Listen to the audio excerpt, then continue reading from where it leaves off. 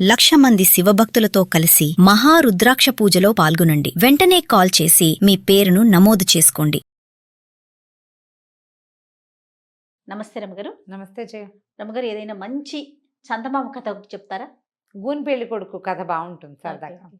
చూడండి, మనకి పాత దేవాలయాలు చూడాలంటే భలే ఆసక్తిగా అనిపిస్తుంది కదా, అట్లా.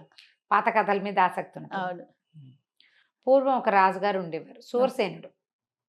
ఈ శూరసేనుడికి భార్య గతించింది, ఒక పిల్ల మాత్రం ఉండేది, ఇందుమతి అమ్మాయి పేరు.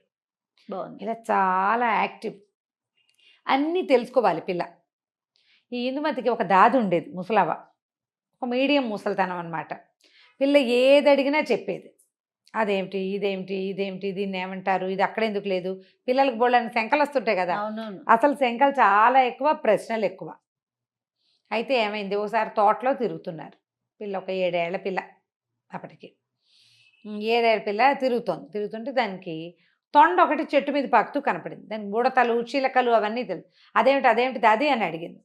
అదేం చెప్పిందంటే, దీన్ని తొండ అంటారు, ఇది వరకు కొండలంత ఉండేవిటి అవి, అయితే భూదేవి వీటి బరువుని మొయ్యలేకపోతున్నాను అని బ్రహ్మదేవుడికి మొరపెట్టుకుంది. అందుకని అవి సైజు పెరగకుండా అంతే ఉండేలాగా చేశాడు. పుట్టినప్పుడు ఇంత ఉంటుంది, తర్వాత ఇంత అవుతుంది, అంతే ఉంటుంది. తొండ ముదిరితే ఊసర వెళ్ళి అవుతుంది అంటారు, ఊసర వెళ్ళి కూడా అంత అవ్వదు, అది కూడా అంతే ఉంటుంది అని చెప్పింది. చెప్పేసరికల్లా ఆ తొండని పుచ్చుకుని ఆడుతూ ఉండేది. పుచ్చుకునేది, పిల్లలు చిన్నతనంలో భయం ఇది కదా.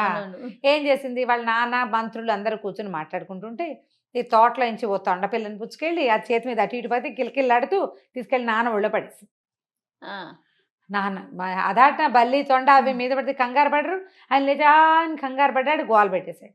పిల్లడికి అంత చిన్న తొండకి భయపడతాం ఏంటి నాన్న, నీకు ధైర్యం లేదా అంది. ఆయన కొళ్ళు మండిపోయింది, కోపం వచ్చేసింది. కూతురు వచ్చేసరికి అలా కసిరేసాడు పిల్లని. కసిరేసి అది నిలదీసింది. ఊరుకోలే పిల్ల, చిన్నది కదా, ఇంతే ఉంది, దాన్ని చూసి భయం ఏమిటి అనేసరికల్లా ఆయన చిరాకొచ్చి, తొండ నీ అంత అయ్యాక చేస్తాను నీకు పెళ్ళి అన్నాడు. ఊరికే ఒక ఇరిటేటింగ్గా ఏదో ఒకటి మాటలు, నీ పెళ్ళి అవుతుంది, నీ పెళ్ళి అయితే బుద్ధి వస్తుంది, ఇలా మాట్లాడతారు కదా, అట్లా. ఈ వాదనలో తొండ నీ అంత దయ్యాక పిల్లకి నీకు పెళ్లి చేస్తాను అన్నాడు. అనగానే మంత్రులు హాహాకారాలు చేశారు. ఏమిటి మహాప్రభు, ఇలా పిల్లని ఇంత మాట అంటారా, తొండ ఎంతే ఉంటుందండి, అది పెరగదు, తొండలు పెరగవు కదా, పిల్ల పిల్లలా ఆపుతాము, పైగా ఏదో చిన్నపిల్ల సరదాగా చేసింది అనేసరికల్లా ఆయన బిగిసిపోయాడు రాజు. నేను అన్న మాట అంటే మాటే, ఫిక్స్ అయిపోయాడు. నేను అన్నాను కాబట్టి అంతే చేస్తాను అన్నాడు. ఈ తొండని కాపలాగాయండి, దాన్ని పెంచండి, అది పెరిగితేనే పిల్లకి పెళ్ళి. అయ్యో రామ, ఇప్పుడు ఈ పిల్ల ఎంత ఉందో తొండ దీనంత అవ్వాలి, అప్పుడే పెళ్లి చేస్తా. అయితే ఏమైంది, అయ్యో దాది ఏడ్చింది. అయ్యో పిల్ల ఇందుకు నీకు పెళ్ళి అవదే అమ్మా అని ఏడిచింది. ఏడిచి ఎందుకు అవదు, తొండ పెరగదు అంది. అనేసరికల్లా బ్రహ్మదేవుడి శాపం, ఆ తొండలు పెరగవమ్మా, ఇంతే ఉంటాయి అంటే, సరే బ్రహ్మదేవుడికి దండం పెడతా అని రోజు బ్రహ్మదేవుడా నాకు పెళ్ళి అవ్వాలంటే ఈ తొండ పెరగాలి అని దండం పెట్టేది. ఆ బొడ్డది పెడితే పెట్టగా విచిత్రంగా ఈ తొండకి ఏదైనా ప్రాబ్లమో లేకపోతే బ్రహ్మదేవుడే ఇది ఈ పిల్ల మొర విన్నాడో తెలియదు, కానీ ఆ తొండ ఇంత పెరిగిపోయింది. అది పెరిగేసరికల్లా బాగా పెద్దదైంది, తొండ పెద్దదైపోయింది, పిల్ల పెద్దదైంది. పిల్లకు 15-14 ఏళ్ళు వచ్చాయి. 14 ఏళ్ళు వస్తే పెళ్లి చేస్తారు కదా, 15 ఏళ్ళు వస్తే అబ్బో పిల్ల పెద్దదైపోయినట్టు. సరే అక్కడి నుంచి మంత్రులంతా చూసుకుని, మహాప్రభు అమ్మాయికి స్వయంవరమో కళ్యాణపు పత్రికలు పంపటమో చేయొచ్చు, తొండ బాగా పెద్దదైందండి అన్నారు. అనేసరికల్లా రాజుగారికి ఆయన అనేసాడు, కానీ ఒక 6 నెలలు పోయేసరికి ఆయనకే దిగులు పుట్టింది. అయ్యో పిల్లకి పెళ్లి కాదు ఎట్లాగరా దేవుడా అని. కొంచెం తొండ పెరుగుతుంటే సంతోషపడ్డాడు. ఇంత మటుకు వచ్చాక ఏమన్నాడు, సరే ఆ తొండని చప్పి దాని గుండెని చీల్చండి, గుండెని తీసి బయట పెట్టండి, అది ఏ జంతువు గుండో ఎవడు చెప్తాడో వాడికిచ్చి నా పిల్లనిచ్చి పెళ్లి చేస్తా. తొండ గుండెకాయని తొండది అని ఎలా గుర్తిస్తారు, దిక్కుమాలిన ఇది కదా, పిచ్చిరాజు. అక్కడి నుంచి ఏం చేశారు, ఈవిడ మళ్ళీ బెంగపెట్టుకుంది దాది. అయ్యో ఇలా కుదురుతుంది, తప్పు, ఇది చేయలేరు. సరే ఏమనుకుంది చూద్దాం, ఆలోచిద్దాం అనుకుంది. తొండని చంపేశారు. చంపేసి దాని గుండె చీల్చి దాని గుండెకాయను ఒక గాజు పెట్టెలో భద్రం చేశారు చెడిపోకుండా.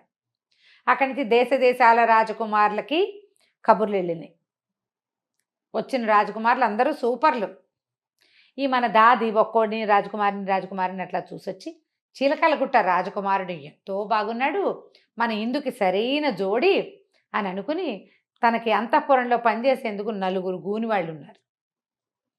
అంతఃపురంలో ఆడపిల్లలు ఉండే చోట తృతీయ ప్రకృతుల్ని కానీ అవును. గూని అవిటి అలాంటి వాళ్ళని కానీ అవయవ లోపాలు ఉన్న అవయవ వాళ్ళని. లోపాలు ఉన్న వాళ్ళని, కళ్ళు సరిగ్గా కనపడని వాళ్ళని, తేలిగ్గా పనిచేయగ అలా పెట్టుకునేవాళ్ళు.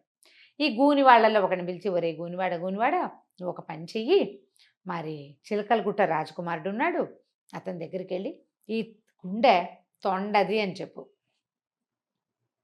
అతను చెప్పేస్తాడు. మన రాజకుమార్తెకి వాడికి పెళ్ళైపోతుంది. పిల్లకి పెళ్లి గండం లేకుండా తప్పిపోతుందిరా, చిన్నప్పటి నుంచి బెంగ పెట్టుకున్నాను అంటే గూనివాడు నీకు బోల్డ్ అంత డబ్బు ఇస్తా, నీకు ఏది కావాలంటే అది ఇప్పిస్తా, అసలు రాజకుమార్తో పాటు మనం వెళ్ళిపోదాం, ఆ రాజ్యం ఇంకా పెద్దది, హాయిగా ఉండొచ్చు, అరణపు వాడంటే మనకేం పనులు ఉండవు, మన పిల్ల పనులే మనం చేసుకోవచ్చు అని వాడిని ఒప్పించింది. ఒప్పుకున్నాడు. వెళ్తానని చెప్పాడు. కానీ వాడు వెళ్ళల. ఇప్పుడు రాజకుమార్తెని పెళ్లి చేసుకునే ఏకైక రహస్యం ఏమిటి? ఆ డబ్బాలో ఉన్న గుండెకాయ తొండది అని చెప్పడం. ఆ రహస్యం చెప్తే చిలకలు గుట్టవాడెందుకు, తన్నైనా చేయాల్సిందే పెళ్ళి. నేనే చెప్పి రాజునవ్వచ్చుగా, కొత్త రాజుగారి ఇంట్లో గూని పనివాడిగా నేను ఎందుకు ఉండాలి అంతఃపురంలో? రాజు ఎవరికైనా ఇచ్చి పెళ్లి చేస్తాడు, అది నేనే చెప్పాలని భావించి వెళ్ళకుండా ఊరుకునేసరికల్లా మర్నాడు సభలో అందరినీ కూర్చోబెట్టారు. ఆ గుండెకాయ తీసుకొచ్చి అక్కడ పెట్టారు. ఇది ఏ జంతువుదంటే ఎవ్వరూ చెప్పలేకపోయారు. ఈ గూనివాడు అన్నాడు, మహారాజా నేను కూడా ప్రయత్నించవచ్చా అంటే, ఎవరైనా ప్రయత్నించవచ్చు అన్నాడు. నువ్వు పనివాడివి, నువ్వెందుకు ప్రయత్నిస్తావు అనలా. అనకపోయేసరికల్లా ఆ అబ్బాయి ఏమో చెప్పేశాడు. ఆ గూని అబ్బాయి హంప్ అనాలి, ఈ హంప్ కాస్త చెప్పేసరికల్లా ఇంకేముంది, రాజుగారు ఈ ఏ జంతువు గుండెకాయ అయితే వాడికి ఇచ్చి పెళ్లి చేస్తాను చెప్తాడో పెళ్లి చేస్తానని చెప్పాను కాబట్టి మాట అంటే మాటే. ఇక్కడ మాత్రం పట్టుకున్నాడు. మాట అంటే మాటే కాబట్టి పిల్ల పెళ్లి నిశ్చయమైపోయింది. రాజకుమారులందరూ తెల్లబోయారు. వివాహం చూసి వెళ్ళండి మీరంతా అని అందరికీ సకల రాజ మర్యాదలు చేశారు. ఈవిడేమో తెల్లబోయింది. ఊరు విడి దుంపదేగా, త్రాష్ట్రుడు ఇంత పని చేశాడు, ఇప్పుడు ఈ పనివాడు, పైగా గూనివాడు, పిల్లేమో అందమైన పిల్ల, దానికే ఇష్టమైతే వేరే కథ, వీడు దొంగ, ముందు వాడు ప్రవృత్తి సరైంది కాదు, వాడిది ప్రవృత్తి మంచిది కాదు. ఆవిడ ఏం చెయ్యాలో తెలియలా. సరే ఏమైంది, సరే పెళ్ళికి ఒప్పేసుకున్నారు. ఈ అంతఃపురంలోకి గూనివాడు వస్తుంటే ఆ మిగిలిన ఫ్రెండ్స్ ఉన్నారు కాబట్టి మొత్తం 4 కదా, వాళ్ళందరూ నన్ను అడిగారు, ఏరా నువ్వు రాజకుమారిని పెళ్లి చేసుకుంటున్నావు, మరి మాకు తగిన బహుమానాలు ఇవ్వు, మనం అందరం స్నేహితులం కదా అనేసరికి, నేను రాజు అవుతున్నాను, మీతో నాకు స్నేహం ఏమిటి, పోపోండి అన్నాడు. పొమ్మనేసరికల్లా వీళ్ళు 3 బిక్కమొహాలు వేసుకుని యువరాణి దగ్గరికి వెళ్ళారు. మరి మా స్నేహితుడు మిమ్మల్ని పెళ్లి చేసుకోబోతున్నాడు యువరాణి, మరేమో మాకు ఏమీ ఇవ్వనన్నాడు, ఏమి ఇవ్వను, అసలు మిమ్మల్ని ఉండనివ్వని భూమి మీద అన్నట్టుగా మాట్లాడేశాడు, మరి మీరు ఏదైనా మాకు ఇస్తారా అని అడిగేసరికల్లా ఈవిడేమంది, వాళ్ళతో పెట్టుకోవద్దు, నా పెళ్ళి అవనివ్వండి, నేను మీకు కావాల్సినవి ఇస్తాను, మిమ్మల్ని మా దగ్గరే ఉంచుకుంటామని చెప్పింది. ఇంతలో ఏమైంది, మాటల సందడి వినపడుతోంది. రాజుగారు పెళ్లి కొడుకు అంటే ఆ హంపబ్బాయి ఇద్దరు వస్తుంటే ఈవిడేం చేసింది, అంతఃపురానికి ఈ అమ్మాయి ఉన్న గదికి ఒకటే తలుపు ఉంది, వీళ్ళని ఇంకో చోటకి పంపలేక పెద్ద భోషాణం పెట్టుంటే, ఒరే మీరు 3 ఇందులో దాక్కోండి, మా నాన్నను అతను చూశారంటే ఏమంటారోను అని ఎక్కిచ్చింది, మూత పెట్టేసింది. వాళ్ళిద్దరూ లోపలికి వచ్చారు. రాజు ఆడిన మాట తప్పకపోవటం, ప్రజల్లో అందరిలోకి మనకి ఎలాంటి ఇవి ఉంటాయి, గూనెబ్బాయిని పెళ్లి చేసుకోనని అది నేను అనకూడదు, పతివ్రత ధర్మాన్ని పాటించాలని కూతురికి 1 గంట బోధించాడు. మనం చెప్పాం ప్రజల్లో ఒకటేసారి, మనం అందరికీ ఏమిటి వాళ్ళందరి ముందు ప్రమాణం చేశాను, ఆ ఏ జంతువు గుండెకాయ అని ఎవడు చెప్తాడో వాడికి ఇచ్చి పిల్లని పెళ్లి చేస్తానని, కుంటి గుడ్డి గూని ఎవరన్నా సరే వాళ్ళకి ఇచ్చేయాల్సిందే, కాబట్టి నువ్వు నా మర్యాద కాపాడాలి అమ్మాయి అని కూతురికి నచ్చ చెప్పాడు. సరేనంది. ఇద్దరు వెళ్ళారు. వాళ్ళు వెళ్ళడానికి 1 గంట 2 గంటలు పట్టేసరికల్లా సరే భోషాణం పెట్టి తీసింది. వాళ్ళు వెళ్ళాక ఆ లోపల కూర్చునున్న 3 ఊపిరాడక చచ్చిపోయారు. నిర్ఘాతపోయింది రాకుమారి. ఏమిటో వీళ్ళకి హెల్ప్ చేద్దామనుకుంటే వీళ్ళు కాస్త పోయారు, బహుమతులు ఇద్దాం అనుకుంది. ఇప్పుడు ఏం చేయను, గబగబా దాదిని పిలిచింది. దాది కొంప మునిగిపోయింది, ఇదిగో చూడు ఇలా అయ్యింది అని చెప్పేసరికల్లా సరే ఇప్పుడు దాది ఏం చేసింది, నువ్వు మాట్లాడబాక, తెల్లవారే లోపల వీటి సంగతి చూస్తాను నేను అని చెప్పేసి ఒక శరీరాన్ని బయటికి తీసింది, ఒకటి బాడీని తీసి ఒక గోను సంచిలో మూటగట్టి అక్కడి నుంచి సముద్ర తీరంలో ఉండే ఒక జాలర్ అబ్బాయిని కేకేసుకొచ్చింది. అబ్బాయి, నువ్వు చాలా బలశాలివి, మరి ఇక్కడ ఒక చిన్న ప్రమాదం జరిగింది, రాజుగారికి ఇప్పుడు పెద్దని అమ్మాయి గారి పెళ్ళి, తెలిస్తే బాగుండదు, నీకు ఎత్తుకెత్తు ధనం ఇప్పిస్తా రాజకుమారి చేత, ఈ మూటను సముద్రంలో పారేసి వచ్చాయి, పారేసి మళ్ళీ అంతఃపురానికి రా అని చెప్పింది. ఆ మూట మోసుకెళ్ళాక ఏం పారేస్తున్నారో చూద్దామని మూట తీశాడు. లోపల ఒక గూని అబ్బాయి కనపడ్డాడు. రాత్రిపూట కదా, ఒక వ్యక్తి వాడు గూనిగా తెలుస్తోంది. సరే మూట కట్టి పారేసేసాడు. అంతఃపురానికి వచ్చాడు. అక్కడ మళ్ళీ ఇంకో మూట కనపడింది. పారేసిన మూట మళ్ళీ వచ్చింది. ఏంటబ్బా విచిత్రం అనుకుని రెండోది కూడా పట్టుకెళ్ళాడు. అప్పుడు దాది ఏం మాట్లాడలా, ప్లాన్ అది. అదే అదే అదే. అక్కడి నుంచి వాడు పారేసి మళ్ళీ వచ్చాడు అంతఃపురం. మళ్ళీ కనపడింది మూడో మూట. ముగ్గురు కదా, మూడో మూట. ఓరి గూని బెదవా, నేను నిన్ను పారేస్తే మళ్ళీ వస్తున్నావు, ఎట్లాగురా నీ సంగతి అని చెప్పేసి మళ్ళీ తీసుకెళ్లి మూటను పారేశాడు. నాలుగోసారి వెనక్కి వచ్చాడు. వచ్చేసరికి పెళ్లి కుమారుడు ఉన్నాడు కదా, ఈయన ఏం చేస్తున్నాడు, అప్పుడే మెట్లెక్కుతున్నాడు.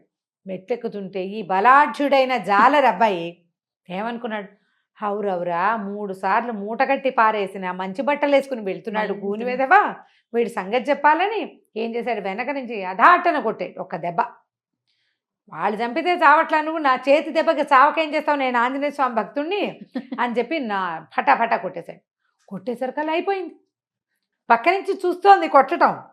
ఏమిట్రా నాయన ఇంత పని చేసావు అనేసరికల్, కాదు బామ్మ అది నేను 3 సార్లు పడేశాను, మళ్ళీ వచ్చాడు, వీడి సంగతి చెప్దామని నేనే కొట్టాను, నీ వల్ల కావట్లేదు, వాడు వచ్చేస్తున్నాడు, పట్టు సంచి పట్టరా వీడిని కట్టేద్దాను. కట్టేసి తీసిపోయాడు. పడేసి ఈసారి వచ్చాక ఏమీ లేదు.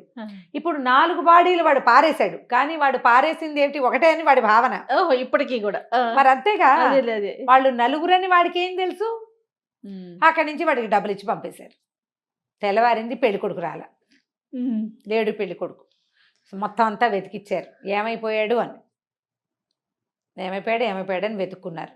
వెతుక్కుంటే దాది ఏం చెప్పిందంటే, మీరు ఆ అబ్బాయికి ఇద్దామనుకున్నారు, వాడు ఆనందంతో ఎగిరి రాత్రి మద్యం తాగాడు, మెట్లు జారి పడిపోయాడండి, పుసుక్కుని పోయాడు, వాడి ప్రాణం ఎంత, పెళ్ళైతే చేద్దామనుకున్నాం కానీ అప్రదిష్ట మనమే ఏదో చేశామనుకుంటారని నేను సముద్రంలో పారేయించాను, కాబట్టి వేరే పెళ్లి కొడుకు ఇచ్చి పెళ్లి చేస్తున్నామని చెప్పేద్దాము, అతనే వద్దన్నాడని ఒక ఉత్తరం రాసుకుందాం మనమే.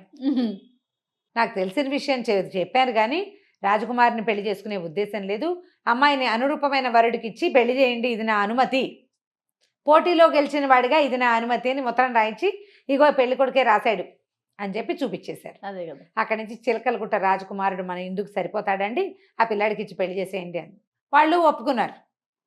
అమ్మాయికి నచ్చిన వాడికి ఇచ్చి పెళ్లి చేయాలని. అమ్మాయికి చిలకలగుట్ట వాడు బాగున్నాడమ్మా అని దాది నాన్న ఇద్దరూ చెప్పారు. చక్కగా ఇందుమతి స్వయంవరం అయిపోయింది. నలుగురు కాస్త అత్యాశ పడ్డందుకు, ఒకడు ఆశపడ్డందుకు పాప మిగిలిన వాళ్ళు కూడా పోయారు, వాళ్ళు ముగ్గురు కూడా పోయారు. ఇది హాస్య కథగానే తీసుకోండి, కానీ అంతకంటే ఇంకో రకంగా ఆలోచించండి. అంతే కథ కంచికి. చాలా బాగుందండి, దాది ఐడియా సూపర్. అదే. రైట్ రమ్మ గారు, నమస్తే. నమస్తే.